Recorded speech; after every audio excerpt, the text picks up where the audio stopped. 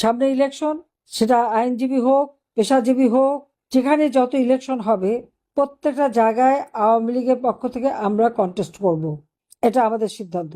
Union পরিষদ থেকে শুরু করে যতগুলি ইলেকশন হবে আওয়ামী লীগের নেতাকর্মী সেখানে অংশগ্রহণ করবে। দরকার হলে একটা সামাজিক প্রতিষ্ঠানের নাম নিয়ে সেখানে অংশগ্রহণ করতে হবে, কিন্তু করতে হবে অংশগ্রহণ, আমাদের লোক যেতে হবে।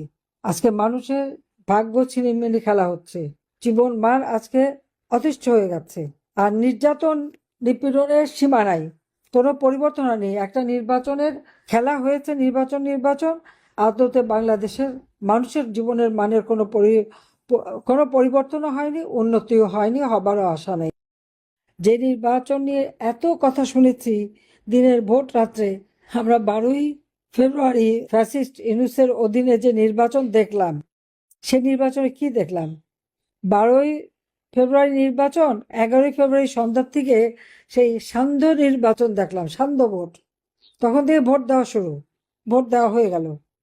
আর বিএনপির কিছু নেতাকর্মী, হ্যাঁ, তারা আমাদের আওয়ামী লীগ নেতাদের হাত পা ধরেছিল, তাদের কাছে চেয়েছিল। অনেকে বলছে যে ভাই আমরা নাকি ফ্যাসিস্টদের কাছে আবার চান কেন ভোট?